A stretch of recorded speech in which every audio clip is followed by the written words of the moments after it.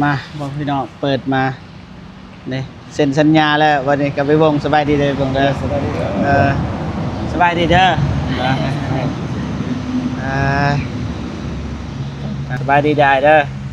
นั่งแบบเก๊กรอเลยพี่น้องเลยสบายดีเด้อสบายดีเด้อท่านเด้อเขาหอมกาดบอกว่าเจ็บเลยขอไปนั่งหอมยงการบ่ไปยงการพี่น้องเลยนี่พี่น้องเลยตัดสินใจแล้วอายเพิ่นว่าเหมาะสมเอาคันนี้พี่น้องเลยนี่อายเพิ่นว่าเอาคันนี้แหละอายเพิ่นเลือกให้บ่เจ็บก็บ่มีสิทธิ์มีเงินน้อยพี่น้องเอ้ยนี่แหละคันนี้แหละพี่น้องเอ้ย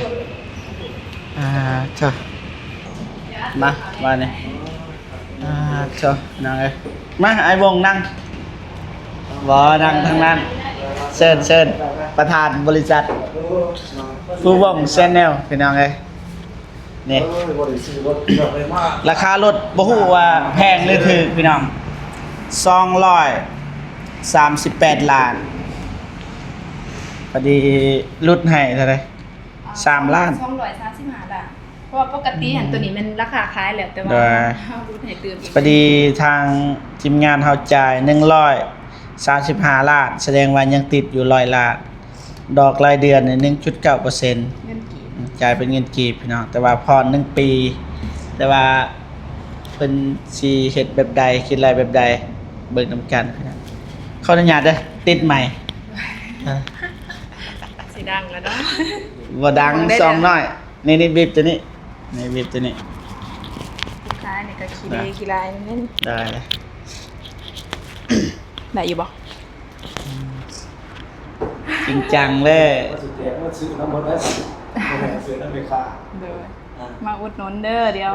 เด้อเบิ่งราคาให้พิเศษเดือนละเอาปีเดียวเนาะโดย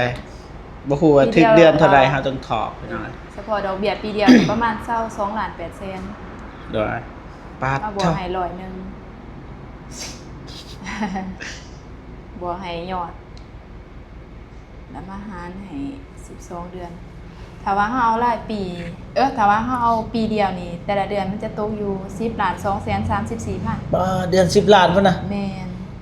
เพราะว่ายอดเฮายังเฮามาไล่เบิ่งยอดเฮายัง100 เด้เทั้งต้นเทั้งดอกมันก็อยู่120ปลายล้านหน่อยนึงได้เอาจดก่อนจังได๋สิไล่แบบ2 ปีจังได๋สิไล่3 ปีได้เดี๋ยวไล่ให้เบิ่งตัวจริงเพราะว่าเดือน10 ล้านนี่หาเงินบ่ทันในวงเลยคือฮู้แล้วเงินเดือนเฮาเงินเดือนน้อยหลักแสนจ่ายหลัก10 ล้านบ่ได้เดี๋ยวสิไล่แบบ2 ปี3 ปีให้เบิ่งก็ได้เบิ่งบ่ไล่จะเลือกเอาเนาะโดยเอาถ้าว่าเฮาโอเคในตัวใดเฮาก็จังเลือกเอาหั่นนะได้แต่ว่าเฮาจะคู่ว่าดอกมันหลุดลื่นกันเท่าใดไอ้วงไกลๆนั่นทางนั้นบ่เห็นบ่ทางนั้นเลยดอยไอ้เห็นหน้าแน่ก็ถ้ามันจะใครคิดอยู่กันบ่ว่าถ่ายแต่ว่าคลิปมันนี่จ่ายเงินนี่เอาสิถ่ายเองถ้าว่า2 ปีรายเดือนมันจะถืออยู่6 ล้านกับ67,000 กีบต่อเดือนแม่น3 ปีเลยถ้าว่าผ่อน3 ปีเดี๋ยวสิไล่ให้ฮอด4 ปีเพราะว่าเฮาผ่อนได้ฮอด4 ปีได้รู้สึกว่าหิวข้าวเลยพี่น้องเอ้ยเบิ่งราคานี่ก็ได้36 เดือนมาบวกในขานี่ก็เป็นวัดเนี่ยเด้อที่จริงแล้วมันมีลายขันอยู่เลยทางนั้นก็แม่นและทางนั้นก็ห่างคือกันทางนี้ก็ห่างคือกันสุดท้ายท้ายสุดพุ่นไปเลือกสีดำนี่จุอายเพิ่นเลือกพี่น้องเอ้ยบ่เจ็บก็ยังบ่ทันขึ้นไปขี่ซ้ำแต่ว่าจุอายเพิ่นลองแล้วเรียบร้อย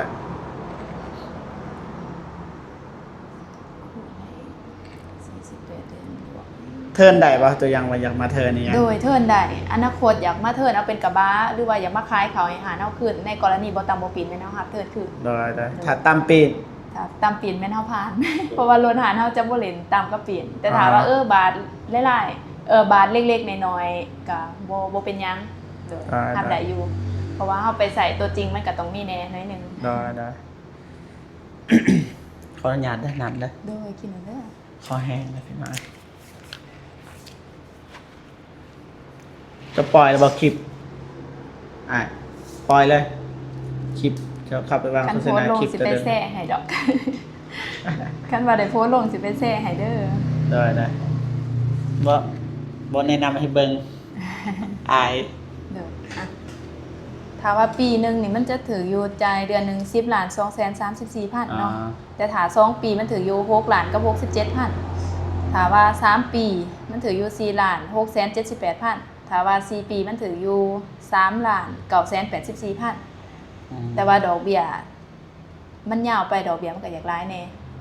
แต่ว่ามันก็สิบ่บีบเฮาแต่ละเดือนถ้าว่าเอาอยู่ในระหว่าง3ปีก็โอเคอยู่4ล้านปลาย ตัวอย่างว่าผ่อน3ปีแต่ว่า เอามาปิดก่อน ปิดก่อนกำหนดมีส่วนลดให้ดอกเบี้ย50%ของส่วนที่ยังเหลือ อ๋อ ก็คือสมมุติเฮาผ่อนไปเฮ็ดสัญญา3ปีเนาะผ่อนไปปีหนึงเว้าบ่ได้ว่าเฮา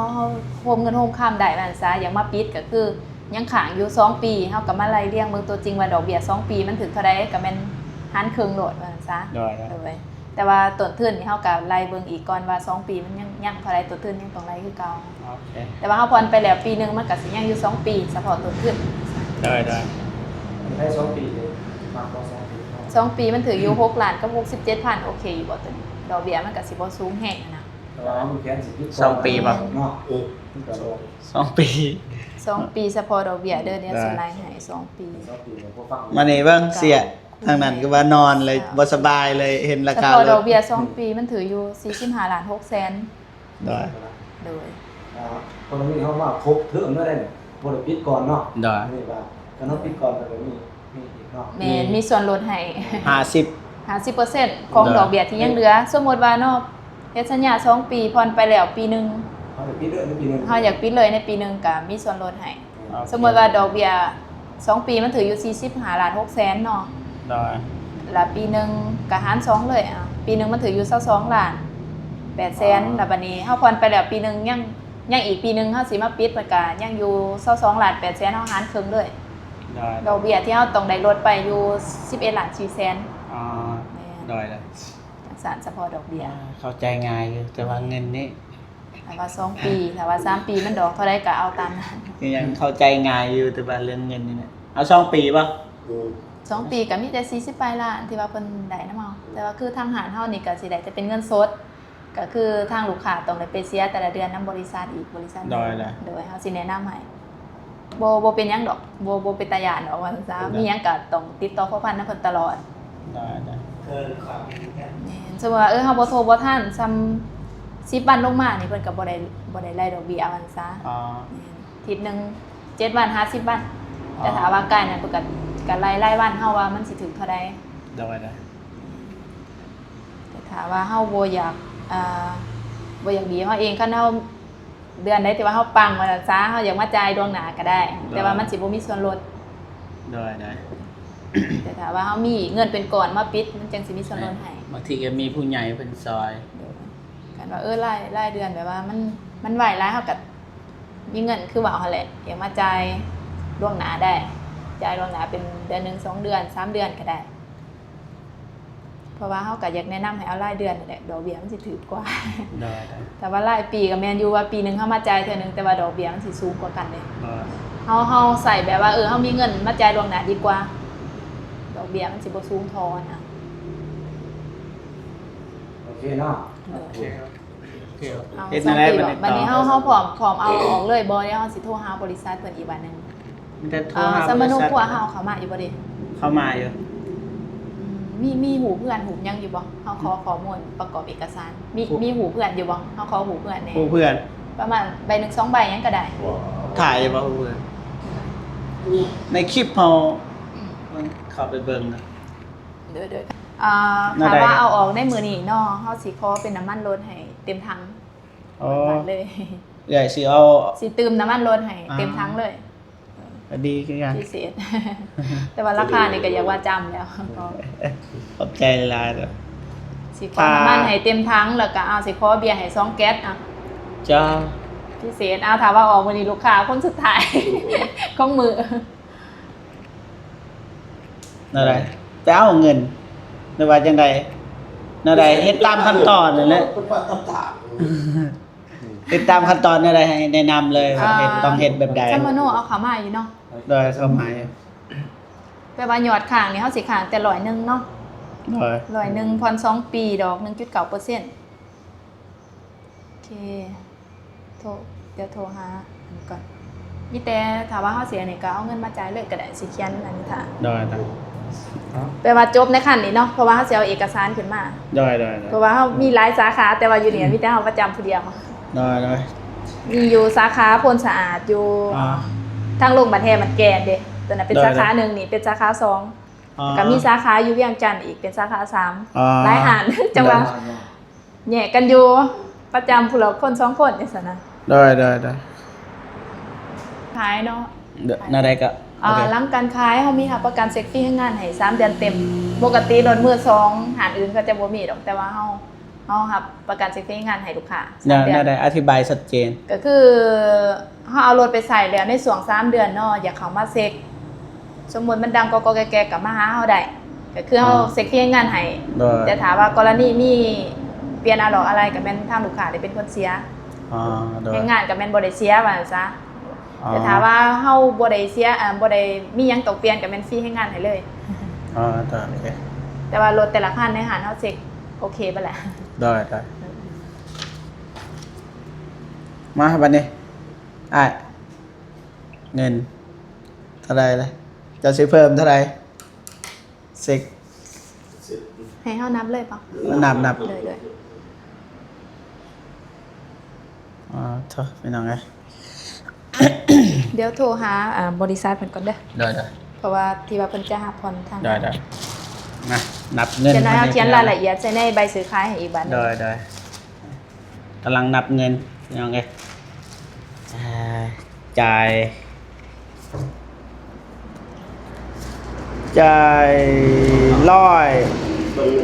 135 ล้านฮะจ่ายเดี๋ยวสิแจ้งให้ FC ฮู้พี่น้องเนาะถ้าบ่มีแม่วันเฮาสิบ่ได้จ่ายเงินรายปานนี้พี่น้องเอ้ยแม่วันแม่เพิ่นโอนเงินมาให้70,000 บาทพี่น้องเพิ่นซอยเบาเจ็บ 70,000 บาทถูกอยู่45 ล้านพี่น้องเอ้ยเพราะว่าที่จริงมันเกินนั่นเพราะว่าทางห้างเขาหักเปอร์เซ็นต์ 3% พี่น้องยังเหลืออยู่45 ล้านประมาณนั้นเลยพี่น้องเอ้ยแล้วก็ มีลูกค้าเซลรถออก อ้ายเพิ่นก็ออกให้เท่าใดก็จะออกให้เท่าใดอ่ะ50 ล้านนี่อ้ายแจ้งเพิ่นออกให้50 ล้านเงินทั้งหมดทั้งมวลเลย อยู่ในเฮือนขายกุฏิก็ว่าได้พี่น้องไงเผื่อเบาเจ็บพี่น้องเพราะว่าทางอ้ายเพิ่นก็สงสารเบาเจ็บแน่เพราะว่าบ่มีรถพี่น้องไงแล้วก็ทางแม่วันก็สงสารขายรถแม่เพิ่นเองเลยแล้วก็ส่งเงินมาให้พี่น้องเพราะว่าแม่เพิ่นส่งรถมาให้แต่ว่าเฮาก็แล่นเอกสารบ่เป็นบันไดพี่น้องเอ้ยแม่เพิ่นก็เลยขายรถนั่นแล้วก็ส่งเงินมาให้ 70,000 บาทแล้วก็มื้ออื่นก็แม่เพิ่นว่าสิซื้อโทรศัพท์ให้อีกประมาณนั้นพี่น้องเอ้ยก็ต้องขอบอกขอบใจแม่เพิ่นแม่วันเดี๋ยวเบาจิบสิขึ้นหน้าปกให้แม่วันเป็นผู้ใดพี่น้องเอ้ย แล้วก็แม่เพิ่นว่าสิแต่ละเดือนก็สิออกซอยมื้อใดทันก็สิออกถ้าบ่ทันก็บ่เจ็บก็สิออกคือกันพี่น้องเอ้ยแต่ถ้าบ่ทันอีหลีบ่เจ็บก็พุ่นแหละไอ้วงแน่เบาฝนเบาตูนแล้วก็อายน้ำแล้วก็ไอ้จันทร์เมื่อกี้นี้ออกจะซอยกันพี่น้องเอ้ยปากันผ่อน2 ปีพี่น้องเงินเดือนก็นี่แหละ6 ล้าน6 ล้าน67,000ประมาณนี้ไง มันแต่รอท่าเอาต้องรอไทยอย่างแน่เลย เดี๋ยวเฮาเอาเอกสารมาเขียนให้ ได้ เดี๋ยวก็สิเขียนรายละเอียดในนั้นเลย ได้แล้วก็มื้อหน้ามีพนักงานเข้าไปให้ มีพนักงานลงไปเฮ็ดสัญญานำอยู่บ้านอีกเทื่อนึง ได้ เดี๋ยวเพิ่นสิให้เพิ่นติดต่อหาก็ได้ว่าเฮาสะดวกมื้อใดนะ ได้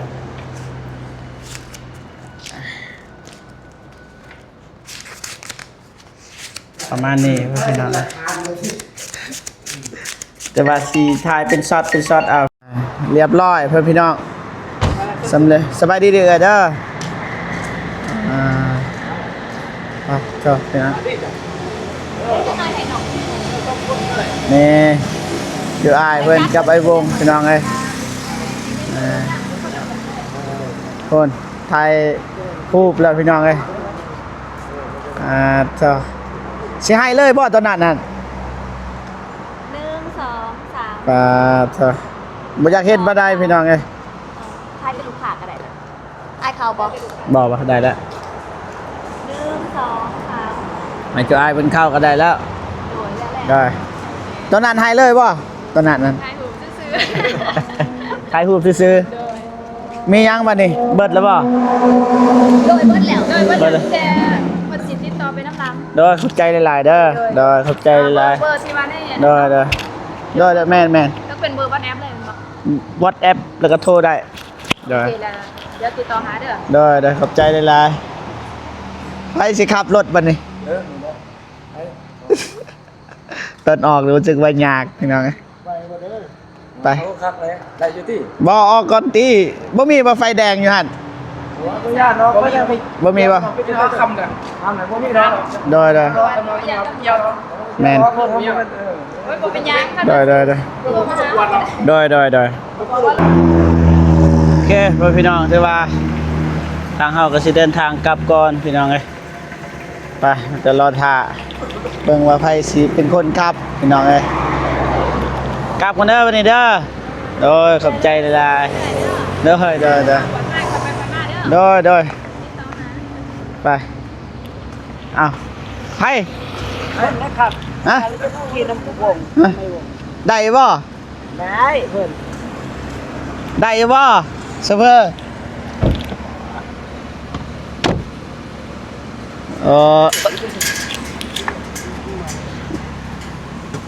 โทษพี่น้องเอ้ยไป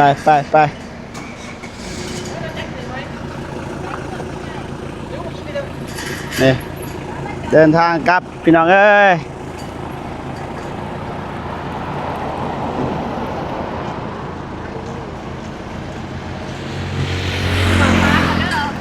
โดยอัดเลยระวังเด้อไปวัน